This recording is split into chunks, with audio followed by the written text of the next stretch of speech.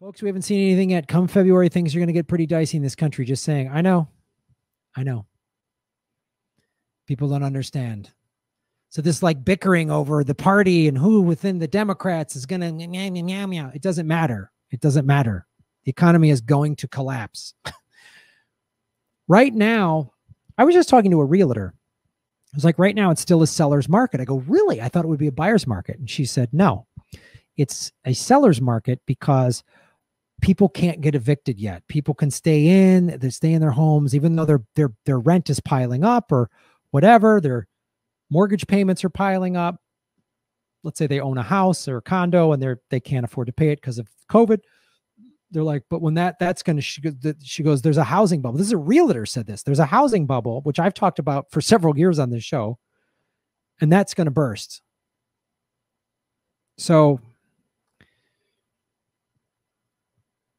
that's, I keep saying this, guys, there's going to be an economic, that's why I talk about why I'm getting more into cryptocurrency, because that is just keeps happening. That the economy getting shut down, the economy was in bad shape before COVID. I've talked about how the UN said we had third world conditions. I've talked about the over 1,000 cities that had contaminated water, like Flint, Michigan. Many of them in West Virginia. If you ever watch Redneckonomics, Stevie's a viewer of this show. She's got a YouTube channel. Check that out. She talks very specifically about what's going on in West Virginia. There's 1,000 cities like that. All the videos I've done about fracking contaminating water in Colorado and in Oklahoma and Texas, the earthquakes that have gone through the earthquake numbers in Oklahoma in the last 10 years since they started fracking are nuts. All those things, 60% of the population didn't have money for a $500 to $1,000 emergency. 60% couldn't afford $1,000 emergency. Well, guess what? One happened in March when COVID shut everything down. So now you've got 30 million looming evictions. The number might even be bigger than that. First number I heard was 28 million. Now I heard it's 30 million. We have no idea. So like the yoga studio I belong to in Santa Monica, Yoga Works, they're a national chain, right? They just sent out an email last week. So obviously since the shutdown, if you have a Yoga Works membership, I had one where I could use any Yoga Works anywhere in the country. So I'd try out different ones in LA, but when I would travel, and they're in about a half a dozen cities,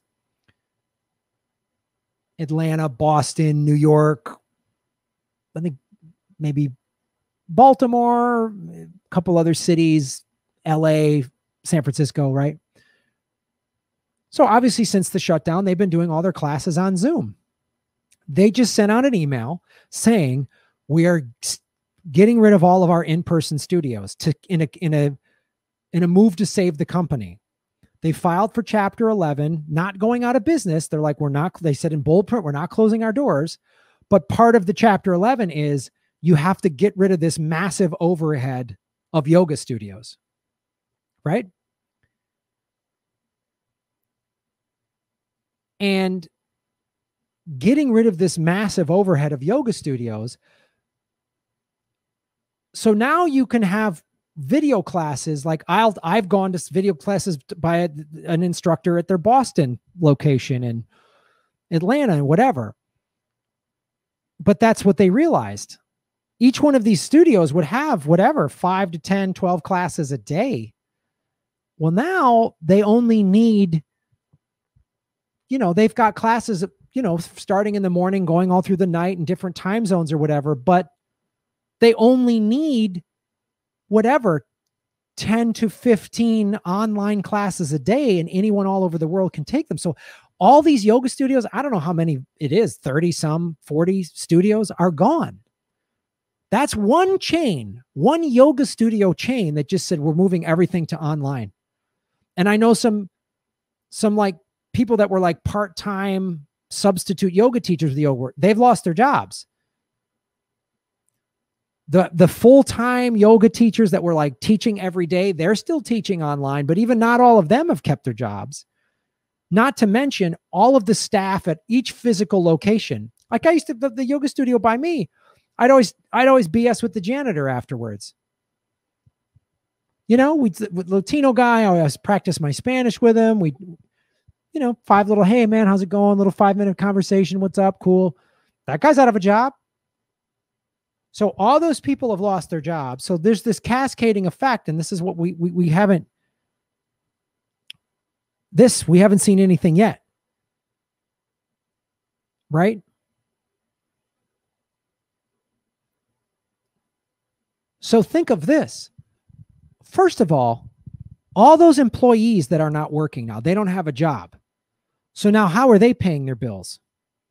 Now, I'm sure some of the yoga teachers are like, and I know one of them is like, a couple of them are like, well, I'm just doing my own online videos now as a yoga teacher. That's what they're having to do. Like me and Ron have had to do Zoom comedy shows, and that's all right. We all got to adapt. So some of them are doing that. Okay. Maybe it's making them enough money. I don't know. Maybe some of them are knocking it out of the park now online, but they lost all those jobs, all the in-person staff, the janitors, the people at the front desk that would check you in. They would sell stuff at each one of the locations. They'd sell yoga mats and blocks and clothes and shit like that. That business is gone. Now, I'm sure a lot of those retailers or companies went online, but again, they've lost all that. Now, all of the landlords of the commercial real estate just lost all this revenue. And again, this is one yoga chain. This is happening to all these different kinds of business. So there's a commercial real estate bubble too. That's going to do all of this. And they're still in some punk ass slap fight over this new stimulus bill in DC, the two filthy corrupt parties. This is like, I watch Rich Dad Poor Dad, Robert Kiyosaki. He's capitalist to his core. Make no bones about it. He's, socialism. He says that crazy shit. But he's also a smart financial person. Because I'm like, I love Richard Wolff, and he said the same thing. When I hear the socialist and the capitalist both go, oh man, this is going to be bad. Robert Kiyosaki said there is a economic meteor coming to this country. 85% of all air travel has been it's done. The hospitality business. I've talked about this myself as a stand-up comic. When I go on the road to just fly to one city to do one show, there's about 70 jobs that are impacted. I figured it, loosely calculated. Now, and then that number goes up, like when Ron and I fly to a city and then we drive to 2 or 3 more cities, right? The restaurants, the hotel in the new city, the gas for the rental car, the lunch, maybe one of us has to stop and get a thing of toothpaste because we ran out of this or that. All that money we spend on the road, the hotels, the rental car, the comedy club, all that money's gone.